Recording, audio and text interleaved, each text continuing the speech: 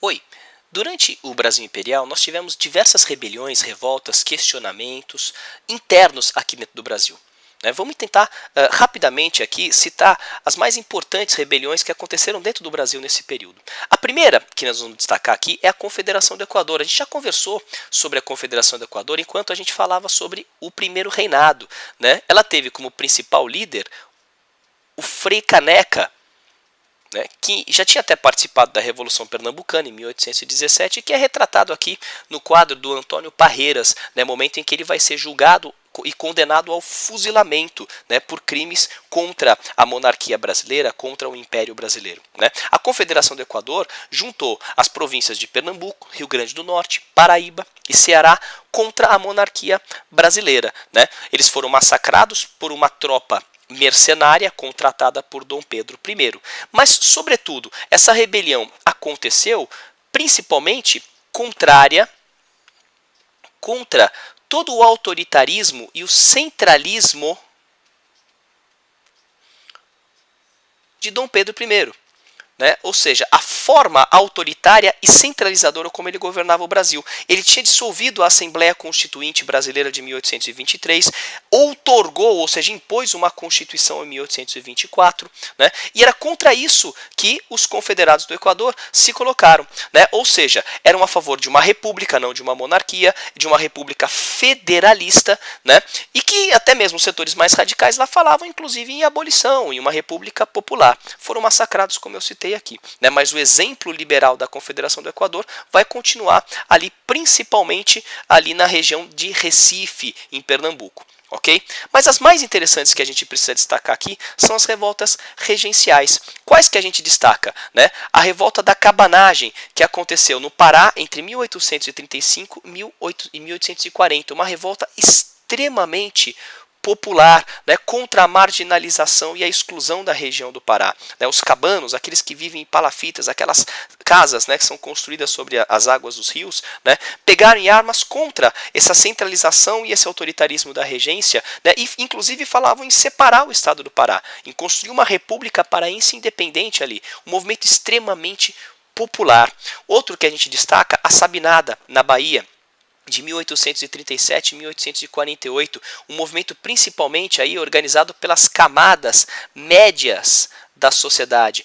Teve como principal líder aqui o médico Francisco Sabino, representante dessas camadas médias. A verdade é que a Sabinada na Bahia era totalmente contrária à regência, não assumia, não admitia o poder dos regentes ali. Portanto, pretendiam proclamar uma república provisória, enquanto Dom Pedro II crescia. Lembrando que o período da regência é um período de espera, em que a gente está esperando o Dom Pedro II crescer.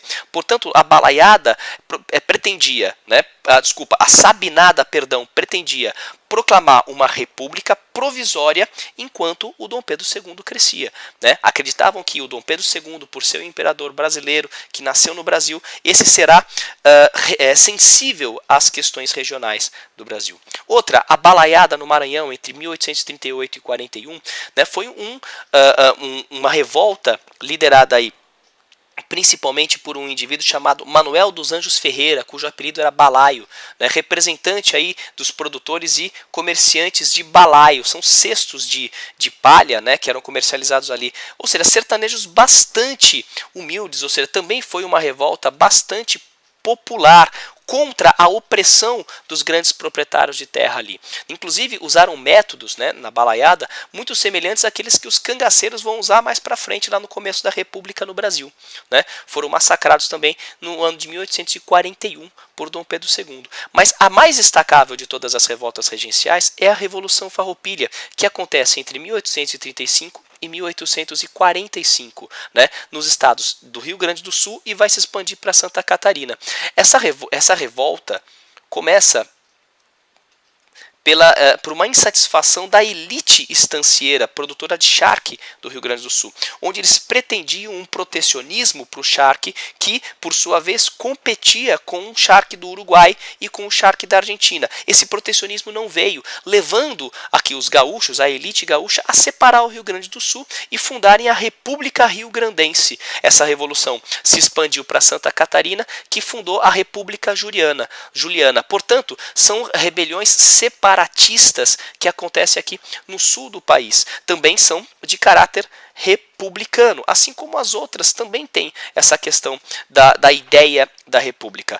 A questão aqui é que essa revolução durou bastante, foi até 45, teve seus principais líderes aí, o Bento Gonçalves, o Davi Canabarro, o Bento Manuel Ribeiro e o Giuseppe Garibaldi, um mercenário de guerra italiano, que vai inclusive insistir na questão da construção da república aqui no Rio Grande do Sul. Né? Quando foram derrotados, os líderes não foram massacrados como os outros, afinal de contas trata-se de uma revolta da elite, portanto eles receberam anistia e ainda foram agregados às Forças Armadas do Exército Brasileiro. E no final das contas, com a reanexação do Rio Grande do Sul e de Santa Catarina, o tão sonhado protecionismo para o charque gaúcho foi alcançado. Dom Pedro II, em 1845, criou um protecionismo para o charque produzido no Rio Grande do Sul. Então, nas ideias, a Farroupilha foi vitoriosa. Nas armas, ela perdeu, mas as reivindicações iniciais foram conquistadas. A gente consegue aqui pontuar alguns fatores comuns de todas essas rebeliões, né?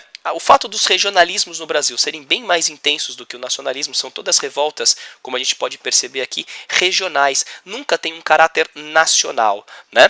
O fato da regência ser centralizadora e autoritária, né? Eles questionavam esse autoritarismo e esse centralismo da regência. A crise econômica que o Brasil vivia, né? E eles reivindicavam uma maior autonomia política para as províncias, ou seja, reivindicavam o federalismo, essa autonomia político-administrativa para as províncias. É importante destacar que o período regencial, por isso, né, não foi um período calmo, um período tranquilo, foi um período muito intenso, com muitas guerras civis. Né? E essa tensão toda vai ser resolvida somente ali na metade do século XIX, já no momento em que Dom Pedro II controla a política do Brasil.